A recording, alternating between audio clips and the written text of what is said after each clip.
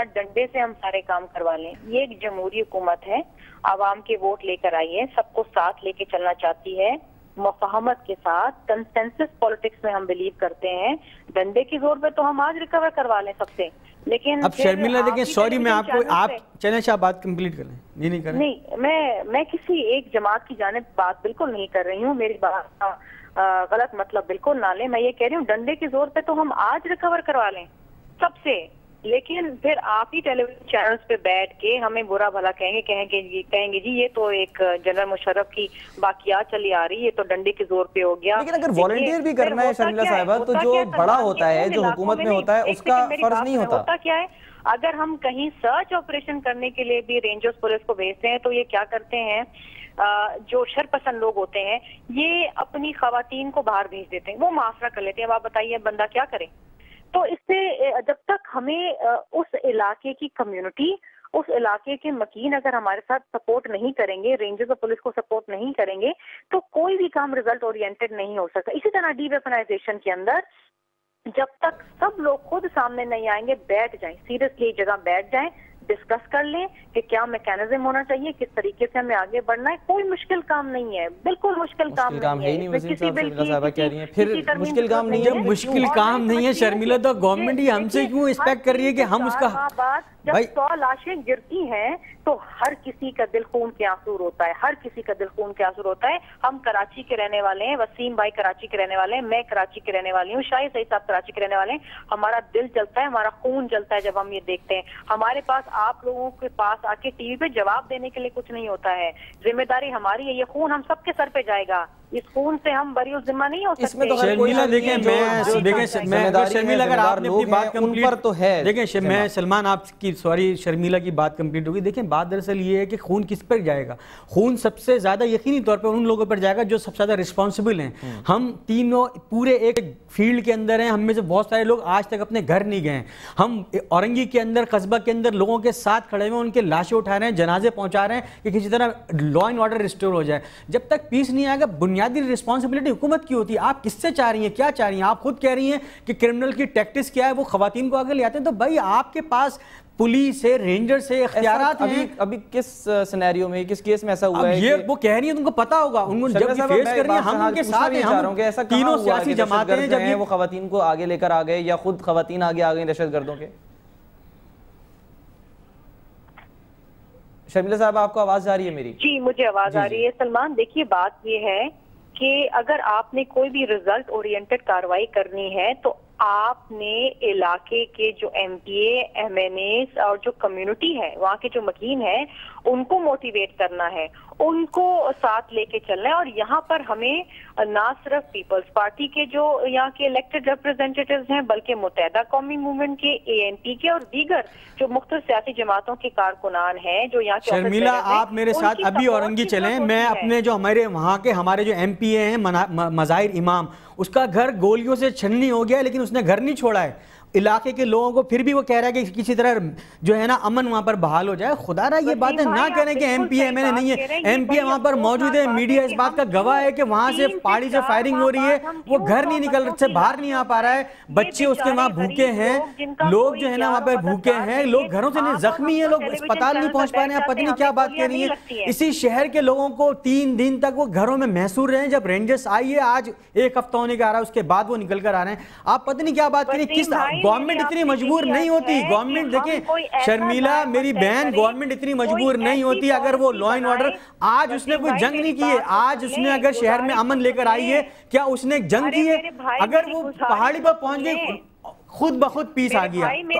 اگر آپ سنسیئر ہیں, ان کی بھی سن لیں. ان کی بھی سمجھ رہی ہوں, ہمارے اندر بھی یہی غم اور غصہ ہے, لیکن میرے کہنے کا مقصد یہ ہے کہ ہم یہ وقت کیوں آنے دیں کراچی کے لوگوں پر کہ ہمیں ہر 3 سے 4 ماہ بعد 100 لوگوں کی لاشیں اٹھانی پڑیں. ہمیں یہ ماحول دیکھنا پڑے جہاں پر لوگ جو ہیں ایک نوالا روٹی کے لیے ترس رہے ہوں. ہم کیوں نہ مل کے بیٹھیں, ایسا لائے عمل طے کریں, ایسا میکینزم ڈیولپ کریں جہاں پر کراچی میں لوگ بھول جائیں کہ ٹارگٹ کے لیے. صاحبہ جو لائے عمل طے کرنا چاہیے, بات وہ یہ وہ ہو نہیں رہا. اس کے علاوہ جو ڈفرینٹ کمشنری نظام کی بات کر رہے ہیں. سوری سلمان، میں ایک لاسٹ ورڈ دیکھیں، میکینزم پورا موجود ہے، وہاں پر چوکیاں موجود ہیں، آپ پوسٹ ہیں وہاں پر موجود ہے، آپ مستقل طور پہ وہاں ڈپلائمنٹ کریں، نہ ہٹائیں وہاں سے پولیس اور رینجرز کو، کچھ نہیں ہوگا. سمپل میکینزم ہے. ٹھیک ہے، اب جو یہ میکینزم کی بات کر رہے ہیں، نظام کی تبدیلی کی بات کر رہے ہیں، یہاں پر ہم لیں گے بریک، اور بریک کے بعد ہم بات کریں گے اس نظام کی جو کہ اب تبدیل کیا گیا ہے اور کمشنری نظام کو بحال کر دیا گیا. ہمارے ساتھ رہیے.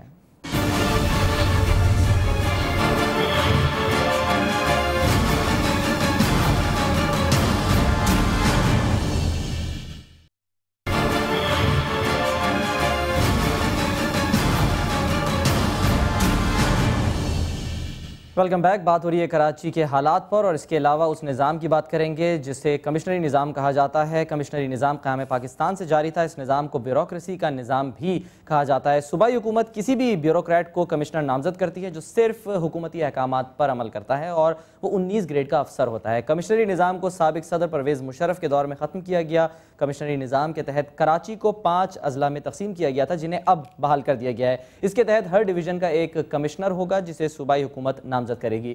کمشنر کے پاس عدالتی اور انتظامی اختیارات بھی ہوتے ہیں. بعد میں لوکل گورنمنٹ آرڈیننس کے تحت اس کمشنر کو ڈی سی او کا نام دیا گیا تھا. کمشنری نظام میں میئر یا ضلع چیئرمین کمشنر سے ہی رجوع کرتا ہے. سابق صدر پرویز مشرف نے 2001 میں ملک بھر میں کمشنری نظام کا خاتمہ کر کے 4 صوبوں میں لوکل گورنمنٹ آرڈیننس نافذ کیا تھا، جس کے تحت ضلع، تحصیل، ٹاؤن اور یونین کاؤنسل کی سطح پر بنیادی حکومتوں کی تشکیل ہوئی. اس نظام کے تحت پہلے بلدیاتی انتخابات 2001 اور دوسرے انتخابات 2005 میں ہوئے. لوکل گورنمنٹ آرڈیننس کے تحت ناظمین ضلع، تحصیل، ٹاؤن، تعلقہ اور یونین کاؤنسل کے انتظامی سربراہ بنے. کمشنر اور ڈپٹی کمشنر کے عہدے ختم ہوئے اور اس کی جگہ ڈی سی او مقرر ہوئے. 8 سال تک یہ نظام کامیابی سے چلا. پیپلز پارٹی اس نظام کا خاتمہ اور کمشنری نظام کی بحالی چاہتی تھی، جبکہ ایم کیو ایم اس کی زبردست حامی تھی، اور یہی مسئلہ دونوں پارٹیوں کے درمیان تنازعات کا محور بھی رہا ہے. یہی وجہ ہے کہ کئی مرتبہ اعلان کے باوجود پیپلز پارٹی سندھ اسمبلی میں کمشنری نظام کی بحالی کا بل تو پیش نہ کر سکی. البتہ آج اسے آرڈیننس کے ذریعے نافذ کر دیا گیا اور کراچی کے 5 اضلاع یعنی ملیر، ایسٹ، ویسٹ، ساؤتھ اور سینٹرل کو بحال کر دیا گیا ہے. ڈی سی او کراچی کا تبادلہ کر دیا گیا ہے. حیدرآباد کا پرانا ضلع بھی بحال کر دیا گیا ہے، جبکہ سندھ میں 5 ڈویژنز بھی بحال کر دیے گئے ہیں. اسی صورتحال پر ہم مزید بھی گفتگو آگے بڑھائیں گے. ہمارے ساتھ موجود ہیں ایم کیو ایم کے رہنما وسیم آفتاب اور ٹیلی فون لائن پر شرمیلہ فاروقی. شرمیلہ فاروقی صاحب، آپ کی طرف آؤں گا. اس نظام کو نافذ کرنے میں اتنی جلدی کیوں کی گئی ہے؟ ایسا نہیں لگ رہا کہ یہ اچانک ایک دم جب گورنر کا استعفیٰ جو ہے وہ قبول نہیں ہوا اور قائم مقام گورنر نے آرڈیننس کے ذریعے اسے نافذ کر دیا؟ دیکھیے سلمان، بات یہ ہے کہ سسٹم کے تحت جو جنرل مشرف نے انٹروڈیوس کرایا تھا، اس کے تحت لوکل باڈیز الیکشنز ہوئے. عوام نے دیکھا کہ اس کے کیا فائدے ہیں، کیا نقصانات ہیں. 8 سال تک یہ سسٹم چلتا رہا.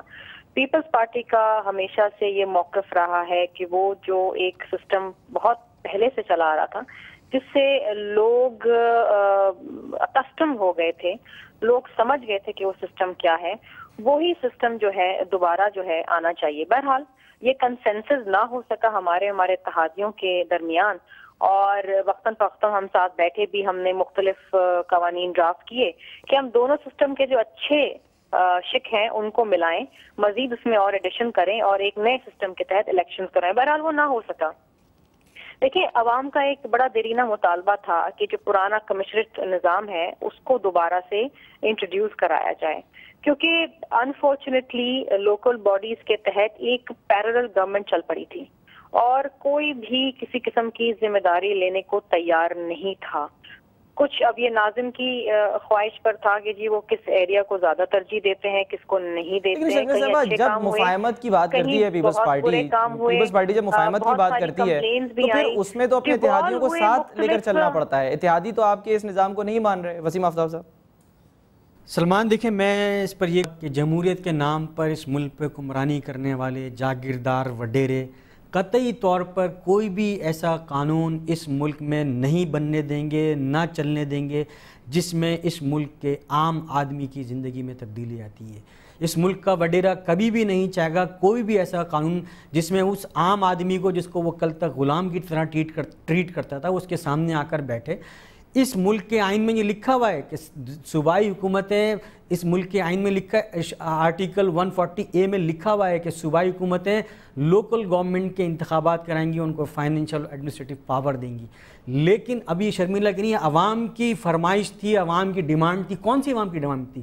وہ عوام جس کو ایک کالے قانون کے تحت آپ کا جو ڈسٹرکٹ مجسٹریٹ ہوتا تھا, آپ کے پاس 2 ہی ٹول تھے اس کمشنریٹ سسٹم میں, 2 ہی ٹول تھے کہ آپ کے پاس کرمنل پروسیڈنگ اس کمشنر کے پاس تھی اور لینڈ کا کنٹرول اس کے پاس تھا. اور حکومت کیا کرتی تھی؟ انگریزوں کا لایا ہوا قانون تھا اور انگریزوں نے لوگوں کو غلام بنانے کے لیے یہ قانون بنایا تھا. یہ کالا قانون اس نے قانون کے نام پر لوگوں پر لاگو کیا. صوبائی خود مختاری کی بات کرتے ہیں شرمیلا صاحبہ, آپ کی حکومت تو کہتے تو ہیں کہ صوبائی خود مختاری دے دی ہے, لیکن اختیارات جو ہیں وہ پھر ہم ڈیولوشن آف پاور کی بات کرتے ہیں تو اختیارات نچلے سطح تک کیوں نہیں جانے دیتے؟ دیکھیے سلمان, بات یہ ہے کہ اس سسٹم کے تحت آپ نے دیکھا کہ ناظم آئے, نائب ناظم آئے, کاؤنسلرز آئے, یہ الگ الگ سینٹرز آف پاور بن چکے تھے. کوئی ذمہ داری قبول کرنے کو تیار نہیں تھا. میں اپنی ذاتی ایکسپیرینس سے یہ بات کر رہی ہوں کہ جب ہم جاتے تھے مختلف اضلاع میں اور ہم جب پوچھتے تھے جی فلاں چیز کا ذمہ دار ہے کون, وہ کہتے تھے جی صوبائی حکومت ہے. ان سے پوچھیں جی, وہ کہتے تھے کہ جی یہ ٹی پی او ہے, یہ ناظم ہے, یہ فلاں ہے. لوگ پریشان تھے کہ ہم جائیں تو کہاں جائیں. لیکن لوگ تو اپنے یونین کاؤنسلر کے پاس جاتے تھے نا, لوگ تو اپنے ٹاؤن ناظم کے پاس جاتے تھے, لوگ تو جو ان کے درمیان موجود رہتا ہے, جو گٹر بند ہو جائے تو فوراً وہاں پہنچ بھی جاتا ہے کھولنے کے لیے یا اس کو کھلوانے کے لیے. تو دفاتر میں تو لوگ موجود نہیں ہوتے. سلمان میرے بھائی, مجھے پتا ہے اگر آپ کا رجحان لوکل باڈی سسٹم کے تحت ہے تو ٹھیک ہے, لیکن آپ اس وقت اوپینینیٹڈ بات نہ کریں. آپ میری بات, میں آپ سے سوال کر رہا ہوں, میں صرف آپ سے سوال کر رہا ہوں اس بنیاد پر کہ جو ایک سسٹم 8 سال چلا ہے, سسٹم چل پڑا تھا, ایک پیرلل سسٹم چل پڑا تھا. اس وقت جو مشکلات کا سامنا ہمیں ہو رہا تھا کہ there was no centralized power, ایک سینٹرلائز پاور. اب آپ دیکھیں ہر چیز پہ تو آپ کہتے ہیں نا کہ جو حکومت ذمہ دار ہے, حکومت ذمہ دار ہے. وہاں یہ ہوتا تھا کہ جی صوبائی حکومت ذمہ دار نہیں ہے, شہری حکومت ذمہ دار ہے. شہری کہتی تھی کہ نہیں جی صوبائی ذمہ دار ہے, پولیس ہمیں دے دو, وہ کہتے تھے پولیس ہمیں دے دو. ایک عجیب سا ماحول ہو گیا تھا, کوئی کسی قسم کی کوئی ذمہ داری لینے کو تیار نہیں تھا. وہاں پہ صحیح تھی. چند ایک علاقوں کو آپ چھوڑ دیں جہاں پر بالکل اچھا کام ہوا, میں بالکل اس بات کو رد نہیں کروں گی کہ اچھے کام بھی ہوئے. ہر سسٹم میں, ہر قانون کے اندر کچھ اچھی چیزیں بھی ہوتی ہیں اور کچھ بری چیزیں بھی ہوتی ہیں. ٹھیک ہے شرمیلا صاحبہ, وقت بہت کم ہے, میں مختصراً جو ہے وقت بہت کم ہے, مختصراً میں وسیم صاحب آپ سے پوچھنا چاہوں گا کہ اس کے خلاف, کیونکہ آرڈیننس کے تحت اسے اب نافذ کر دیا, اس کے خلاف کیا آپ آواز اٹھائیں گے؟ بالکل, ہم جو بھی ہمارا جمہوری حق ہے ہم پرامن احتجاج کریں گے. ہم ایسے کسی بھی قانون کو نہیں مانیں گے جو انسانوں کو غلام بناتا ہو. آپ کو اس نظام سے اختلاف ہے, آپ بالکل اس کو ریپلیس کریں, لیکن آپ وہ کالے قوانین نافذ کرنا چاہتے ہیں جس میں کہ عام آدمی سے اس کے اختیارات چھین لیے جائیں, اس کو بالکل غلام بنا دیا جائے. آپ دوبارہ اسی جاگیردار کی, وڈیرے کی حکمرانی کو اور مضبوط کرنا چاہتے ہیں جمہوریت کے نام پہ تو کیجئے, لیکن جو ہمارا جمہوری حق ہے وہ ہم بالکل کریں گے. بہت شکریہ آپ کا وسیم آفتاب صاحب. شرمیلا فاروقی صاحبہ آپ کا بھی بہت شکریہ. دیکھتے ہیں کہ آگے چل کر یہ نظام کس حد تک کامیاب ثابت ہوتا ہے. سلمان حسن کو اور پوری ٹیم کو اجازت دیجیے. اللہ حافظ.